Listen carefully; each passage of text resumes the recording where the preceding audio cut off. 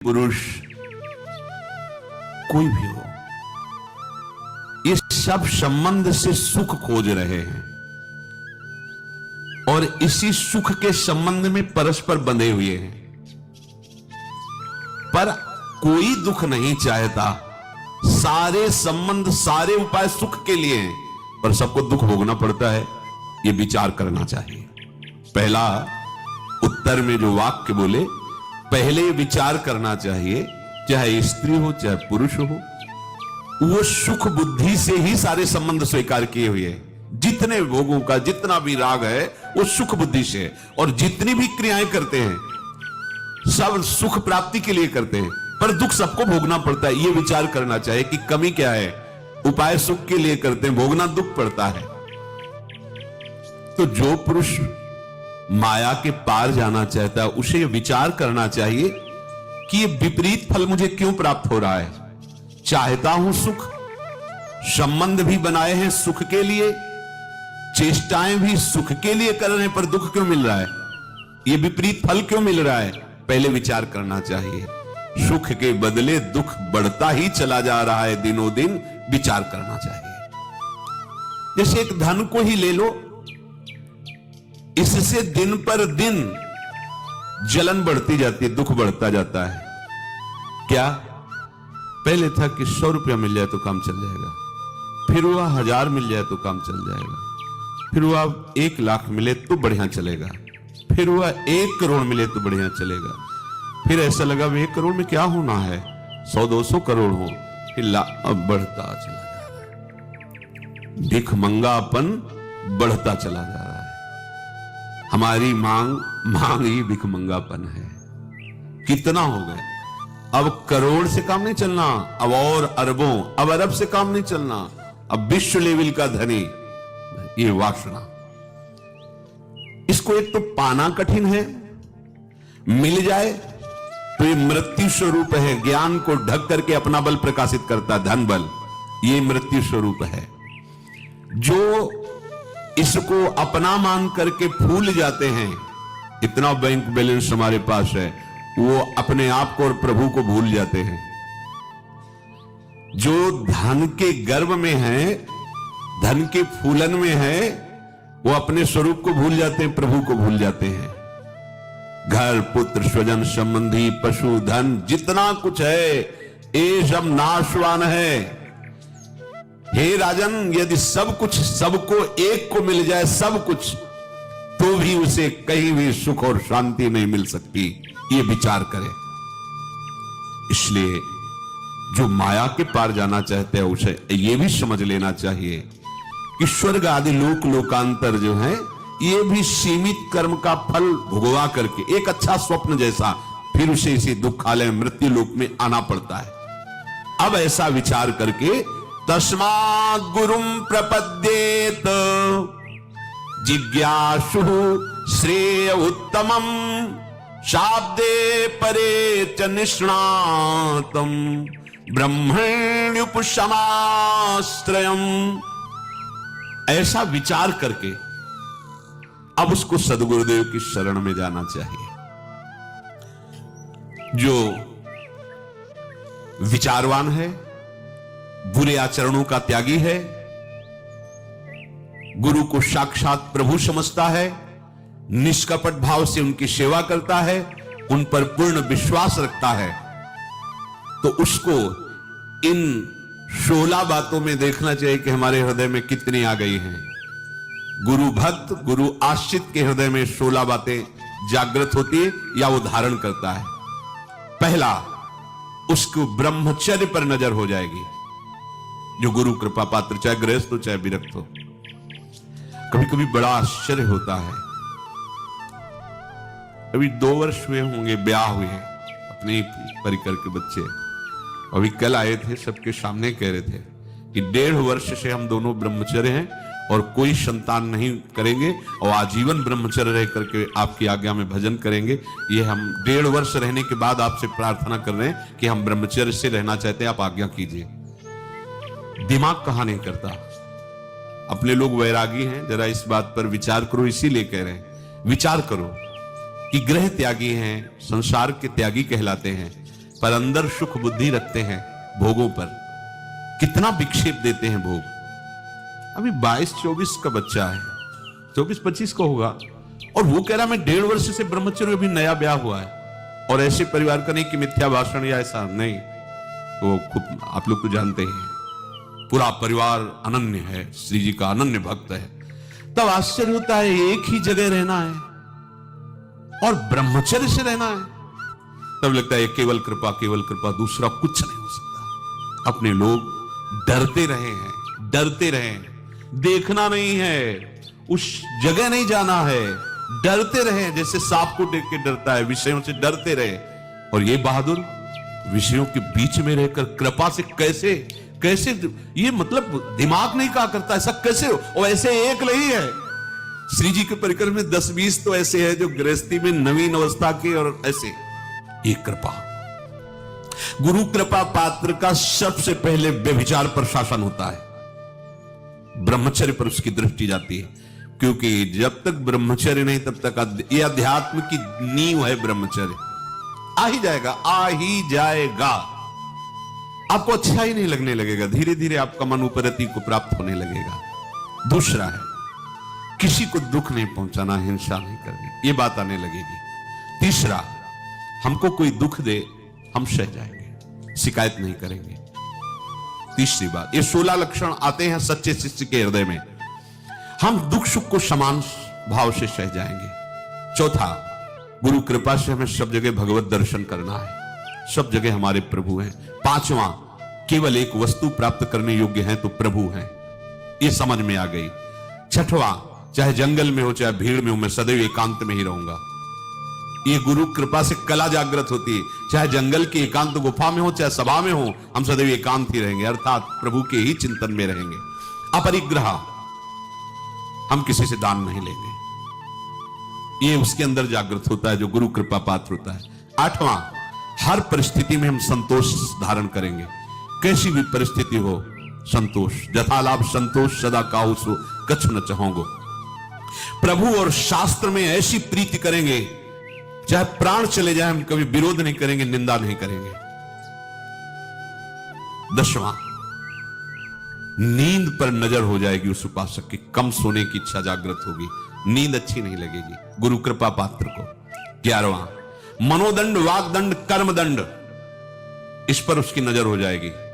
वागदंड, मौन का आश्रय, ज्यादा बातचीत नहीं। कर्मदंड, प्रपंच जनित कोई कार्य नहीं, विरत बहुकर्मा, भगवत सेवा संबंधी कार्य। मनोदंड, बार बार विषयों का भोगने का संकल्प करने वाले मन को शासन में ले लेना, ये गुरु कृपा पात्र से होता है। 12वां, प्रभु का ध्यान लगने लगना, गौर वरण श्यामल चरण रच मेहंदी की नाम, ये गुरु कृपा पात्र। यहां प्यारोडुम क्षमते ने अच्छी सुखादी नाम तो ध्यानगम, पर गुरु कृपा पात्र के मानस पटल पर गुरु कृपा से झलकने लगते हैं युगल सरकार, साधन बल से नहीं। साधन बल से तो प्यारोडुम क्षमते, क्षमता शब्द बहुत विचित्र शब्द है, किनके लिए? शिव सुखादी नाम तो ध्यानगम। और गुरु कृपा पात्र चाहे जैसा, और ये युगल सरकार झलकने लगते हैं उसके मानस पटल पर, प्रभु का ध्यान करने की भावना जागृत होना। वो चलते फिरते उठते, ये पद्मासन लगा के ध्यान वाला ध्यान नहीं है, ये कृपा वाला ध्यान है। चलते फिरते उठते, पिय मूर्ति नयन बसे तेहि रस रहाय समाय। प्रभु की चर्चा सुनने में भारी प्रियता, जैसे कई दिनों का भूखा हो, पता चले वहां भोजन बट रहा है तो लंबे लंबे पैर रख करके जाएगा, कहीं ऐसा ना हो कि बट जाए और मैं चूक जाऊं। वहां भगवत चर्चा हो रही है, आराध्य देव की बातें हो रही, सिद्धांत हो रही, एक भी शब्द नहीं छूटना चाहिए, ऐसी प्रिय, उसे प्रियता कहते हैं। जो भगवत प्रेमी महात्मा होते उनका ऐसा, जैसे श्री हनुमान जी महाराज की पहचान बताई थी प्रेत ने कि सबसे पहले आएंगे सबसे बाद में जाएंगे। क्यों? एक भी शब्द नहीं छूटना है। पता नहीं कौन सा शब्द हमारे हृदय में भाव उद्दीपन कर दे। भगवत चर्चा सुनने का रसिक, बावरो सो रस में फिरे खोजत ने की बात, भगवत बात सुनने के लिए। 14वां, स्त्री पुत्र ग्रह संपत्ति, इस पर राग का नाश। राग का नाश और बाहरी वैराग्य, दोनों बातें अभी बताई थी। अपने लोग बाहरी वैराग्य धारण किए हैं पर डरते हैं, ये बातें ही समझ में नहीं आती। कैसा उनको कभी कोई बैरागी नहीं कहेगा, उनको कोई साष्टांग प्रणाम नहीं करेगा, ये कहेगा कि स्त्री के साथ डोल रहा है, लेकिन उनके बैरागी को हम हृदय से प्रणाम करते हैं। क्योंकि जिस मार्ग के बैरागी बनकर हम जिस बात से डरते रहे, उस बात में वो रह के उस बात को जीत रहा है, यह है कृपा, यह है कृपा। इसलिए कृपा से कहो कृपा ते कहा ना होई, वो कृपा कहो कृपा उपजे की भांति, बोले रसिकन संग फिरो दिन राती। नौकरी करते हैं, बोले हम छोड़ना चाहते हैं। अब यही कितना भी यहां आधुनिकता का समय कुछ होना, जब से सत्संग सुनना शुरू किया तब चैन नहीं लगता। ऐसा लगता है कि एक एक मिनट वृंदावन से दूर रहना मानो जीवन को नष्ट करना है। अब हम यही चाहते हैं कि दोनों बैठ के सत्संग सुने, जो भी नमक रोटी खाएं वृंदावन। ऐसे ये देखो, ये कृपा, मतलब जिस कृपा का हम जो दर्शन कर रहे हैं, उस कृपा के लिए हम लालायित रहे कि कभी ऐसा जीवन में होगा क्या कि सब सानिध्य हो विषयों का और मन में विषयों की तरफ मात्र बुद्धि न हो, डरते रहे। वो कृपा से कैसे, मतलब आश्चर्य, कृपा से क्या है, यही तो बस आश्चर्य की बात कि आश्चर्य ऐसा कैसे हो सकता है। किसी से भी कहे, बोले ऐसा कैसे हो सकता है। वर्णन है शास्त्रों में, इतने मिनट संग हुआ, ऐसा होगा, वो पास लिए है और वो कह रहा है मैं ब्रह्मचर्य से हूं, अवस्था ऐसी है, और मिथ्या भाषण है नहीं, और एक हो तो एक है तो 25 है। ये क्या है? केवल लाडली जी की कृपा। जैसा श्रीपाद प्रबोधानंद जी कहते हैं कि अगर किशोरी जी के चरणों की दास्ता जागृत हो जाए तो उसके हृदय में भगवान मोहिनी भी अपना प्रभाव नहीं डाल सकते, क्योंकि मोहन को भी मोहने वाली लाडली जी के गोरे चरणारविंद का ये कैसा प्रताप आश्चर्यमय है। तो स्त्री पुत्र ग्रह एवं संपत्ति आदि के राग का त्याग, इसको ऐसा ना समझे सब छोड़कर भाग चलो। भागने पर भी राग तो लिए डोल रहे हो ना, राग त्यागो ना। राग अगर बना हुआ है तो बैरागी किस बात के? अपने लोग बैरागी का सीधा मतलब समझते हैं पैंट शर्ट उतार करके और मार्किन और कपड़ा पहन लेना, इसी को बैरागी कहते हैं। ये वस्त्र का बदलाव है, उद्देश्य का नहीं। उद्देश्य के बदलाव से राग का त्याग होगा। प्रिया प्रीतम की प्राप्ति का उद्देश्य तो राग का त्याग। भक्तों से कैसे आदर सहित व्यवहार किया जाता है, गुरुदेव कृपा पात्र के हृदय में आ जाता है। प्रभु के भक्त और किसी भी जीव को दुखी देखकर उसकी सेवा की भावना जागृत होना, यह गुरुदेव कृपा पात्र में होता है। ये 16 बातें बताई गई। ब्रह्मचर्य के लिए मुख्य साधन है प्रतिज्ञा, अवलौनुषानी अपनानुषय। पर यह प्रतिज्ञा तभी सफल होगी जब आज्ञा में इतने सामर्थ्य है कि प्रतिज्ञा पालन कर सकते हो। राधा राधा राधा राधा, अब आपके पास सामर्थ्य आ रही है राधा नाम के, अब आप कुछ भी प्रतिज्ञा लो, निर्वाह हो जाएगा। और नाम जप नहीं है तो आज प्रतिज्ञा लो, 2-4 दिन में या तो शाम के ही टूट सकती है। कोई खास प्रतिज्ञा में दम तब तंग नहीं होगी जब तक नाम जप रूपी बल नहीं होगा। ध्यान रखना, ब्रह्मचर्य में प्रतिज्ञा काम करती है, प्रतिज्ञा उसी की सफल होती है जो नाम जप करता। नाम जप नहीं तो केवल आप गंगा कसम, यमुना कसम, भगवान कसम, गुरु कसम खाते रहिए। ये वो ऐसे भी योद्धा है कि तुम्हारी कसम से रुक जाएंगे। बहुत सुबह टाइम पूरे विश्व विजयी योद्धा है काम आदि, ये केवल नाम से वश में होते। नाम चल रहा है फिर प्रतिज्ञा है तो नाम छूटा तो प्रतिज्ञा का बांध बालू जैसा समझो टूट जाएगा। और कुसंगी पुरुषों के संग का त्याग, कामोद्दीपक दृश्य ग्रंथ और बात नहीं करना। कोई ग्रंथ ऐसा नहीं पढ़ना जो कामोद्दीपक हो, दृश्य नहीं देखना, कोई बात नहीं देखनी। मन, वाणी और कर्म से किसी को भी दुख ना पहुंचाना अहिंसा कहते हैं। भगवत शरणागत होकर के जो भी किया जाए वो परिणाम में प्रभु को समर्पित होने के कारण ऐसी क्षमता प्रदान करता है कि आप बड़े से बड़े दुख को सह सकते हैं। प्रभु में आसक्ति होने से सर्वत्र भगवत दर्शन हो जाता है। प्रभु का ज्ञान होने पर वो कैवल्य परम पद में स्थित हो जाता है। प्रभु में आसक्ति होने पर चाहे बाजार में रहे चाहे एकांत में रहे, बात बराबर है। वासनाओं की कमी होने से वो दान आदि पर अरुचि पैदा करता है। प्रभु के ऊपर पूर्ण विश्वास और निर्भर हो जाने पर संतोष रूपी धन की प्राप्ति हो जाती है। प्रभु और प्रभु के भक्तों की कृपा होने से सब ज्ञान उसके हृदय में प्रकाशित होने लगता है। भजन में अधिक प्रेम होने से उसे नींद अच्छी नहीं लगने लगती। मन, वाणी और कर्मेंद्रियों की प्रवृत्ति पर अपना पूर्ण अधिकार अर्थात प्रभु के भजन के लिए ही प्रयोग करना मन, वाणी और कर्मेंद्रिय को, ये मनोदंड, वागदंड और कर्मदंड है। निरंतर भगवत चिंतन करने से भगवत रूप प्रकाशित हो जाता है, यही ध्यान है। भगवत भक्तों के संग से, उनसे प्रेम करने से, भगवत चर्चा सुनते सुनते वो ऐसी प्यारी लगने लगती कि उसके बिना जिया नहीं जा सकता है।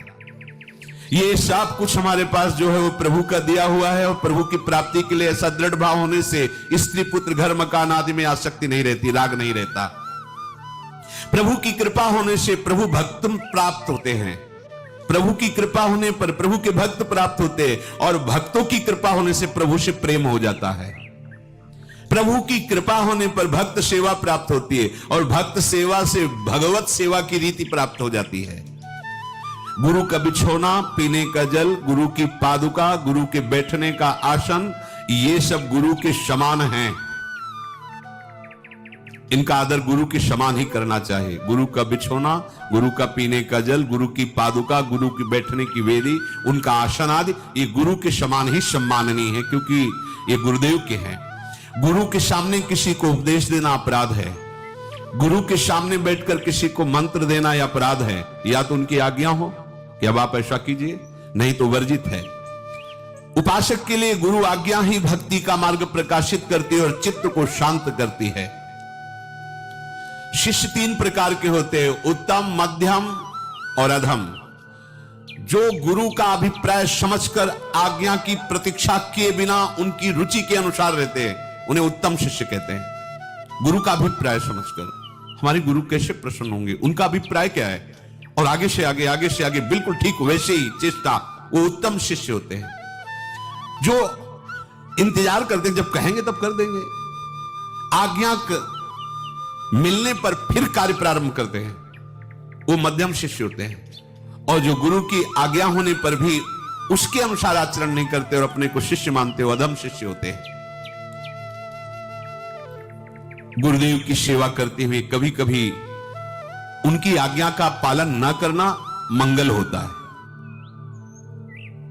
जैसे गुरुदेव कह दें, उनको आवश्यक है, उनका शरीर दर्द कर रहा है, गुरुदेव कह दें नहीं दबाना, चलो जाओ, खड़े रहना। नहीं महाराज, एक बार कृपा करके हमें आदेश दीजिए, हम दबाएंगे नहीं, हमने कह दिया नहीं हम दबाएंगे महाराज, ऐसा बस कृपा कीजिए, मतलब वो देखो कभी कभी आ जाया करो। जब शुरुआत में तो गुरुदेव भगवान ने कहा कि पूर्णिमा और अमावस्या के दिन आ जाया करो, बस ऐसे एकांत हम रहते हैं, कोई पर नहीं, आज्ञा पालन करो। तो हमको महाराज पढ़े, ये तो पहले से थी हमारे पास, अब हमने पढ़ा है महाराज जी शास्त्रों में कि गुरु की ऐसी आज्ञा का पालन नहीं करना चाहिए जो उनसे दूरी बनावे। वह देख लो इसे।